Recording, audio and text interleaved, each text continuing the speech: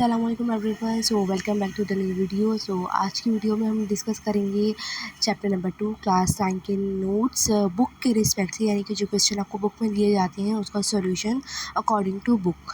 तो जिस तरह से हमने लास्ट वीडियो में चैप्टर नंबर 1 को डिस्कस किया था, आज हम चैप्टर नंबर 2 को डिस्कस करेंगे। तो सबसे पहले इसमें हमारे पास है क्वेश्चन नंबर 3, जिसे हम डेफिनेशंस के तौर पर यूज़ कर रहे हैं, जो इसमें आपके पास मैक्सिमम 10 डेफिनेशंस हैं। 2 to 3 लाइन्स की आप डेफिनेशन लिख सकते हैं और 1.5 से 2 नंबर की आती है, तो इतना ज़्यादा बहुत ज़्यादा लॉन्ग की लिखने की भी नीड नहीं है। तो सबसे पहले हमारे पास रेशियो, सेकंड है हमारे पास बायोलॉजिकल मेथड, थर्ड है हमारे पास ग्राफ, 4 है हाइपोथेसिस, फिर है law, inductive reasoning, conclusion, proportion, observation and last है मैथमेटिकल मॉड्यूल्स। इसके पास है हमारे पास क्वेश्चन नंबर 4 में डिस्टिंग्विश, यानी कि वही डिफरेंसेस है। यहाँ पे आपके पास दो टॉपिक्स के बीच में डिफरेंसेस है। फर्स्ट है थ्योरी एंड लॉ, सेकंड है inductive reasoning and deductive reasoning. ठीक है, तो इसके हमारे पास फर्स्ट उसमें आपके पास डेफिनेशन है, सेकंड में आपके पास पर्पस है, थर्ड में अप्रोच है, फोर्थ में एग्जाम्पल है। ठीक है, तो ये हमारे पास हो गया क्वेश्चन नंबर 4 भी कंप्लीट।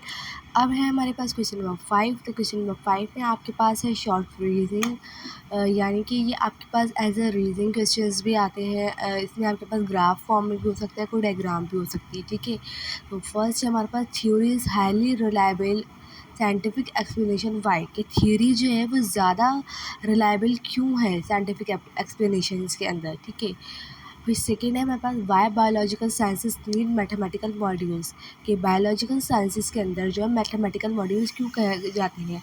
अब देखो मैथमेटिकल मॉड्यूल्स किस तरीके से देखें, हमने किसी भी ऑर्गेनिज्म को ग्रो किया है या हमने कोई भी as a particular plant grow किया, अब हम ये देखेंगे कि उसका पर्टिकुलर टाइम पीरियड क्या है। तो इसमें एक तरीके से टाइम पीरियड या उसकी ग्रोथ रेट, ये सब क्या क्या हमारे पास मैथमेटिकल मॉड्यूल्स में आ गए। ठीक है, ये हमारे पास एक डेटा प्रोवाइड कर रहे हैं।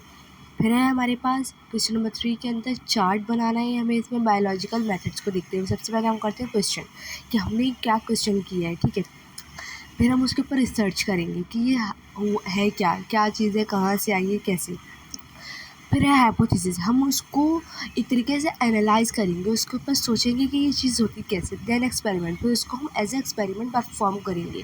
फिर डेटा एनालिसिस, फिर हम ये देखेंगे कि वो एक्सपेरिमेंट अगर हमने परफॉर्म किया है तो वो किस तरीके से उसको ग्रो हुआ है, या किस तरीके से उसका पूरा ग्रोथ है, पैटर्न है, या स्ट्रक्चर फंक्शन है वो किस तरीके से। लास्ट में कंक्लूजन हम उसका रिजल्ट बता देते हैं। ठीक है, फिर है हमारे पास कि वाई टेबल और graph is necessary for data organisation, कि हम जो डेटा बनाते हैं, अब देखिए जैसे जिस तरीके से आप मैथ वगैरह में यूज़ करते हैं मीन मीडियन मॉड, तो इसमें क्या होता है क्वेश्चंस होते हैं, उसको आप मीन मीडियन मॉड के ज़रिए आप उसको शॉर्ट करते हैं डेटा को।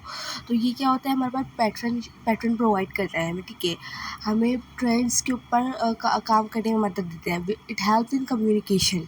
सो टेबल और ग्राफ इसलिए नेसेसरी है। लास्ट हमारे पास है why experiment is necessary for theory, कि थ्योरी के लिए जो एक्सपेरिमेंट नेसेसरी क्यों है। क्योंकि वो कह रही हैं कि एक्सपेरिमेंट जो है वो हम किसके ऊपर कर रहे हैं, हम हाइपोथेसिस कर रहे हैं। जैसे कि हमने ऊपर देखा, हम पहले हाइपोथेसिस की, हमने सोच विचार किया उसके ऊपर, फिर हमने उसके ऊपर एक्सपेरिमेंट परफॉर्म किया। तो क्या हुआ कि उसने क्या किया, जो हम थ्योरी, हमें एक थ्योरी प्रोवाइड करनी है, उस थ्योरी को कौन सपोर्ट कर रहा है, वो एक्सपेरिमेंट सपोर्ट कर रहे हैं। तो इसलिए एक्सपेरिमेंट नेसेसरी है थ्योरी के लिए। इस वीडियो के अंदर हमारे पास जो हमने डिस्कस कर लिए हैं चैप्टर नंबर 2 के क्वेश्चन आंसर, जिसमें हमारे पास डेफिनेशंस शामिल है, डिफरेंसेस शामिल है और शॉर्ट क्वेश्चन आंसर शामिल है। अच्छा जी, इस चैप्टर के अंदर आपके पास लॉन्ग क्वेश्चन आंसर बुक में तो नहीं दिए गए हैं, क्योंकि इस चैप्टर से मोस्टली लॉन्ग क्वेश्चंस नहीं आते हैं। मोस्टली ज़्यादातर जो आपके पास आएंगे इसके अंदर से जो इंपॉर्टेंट है वो आपके पास डिफरेंसेस हैं बहुत सारे।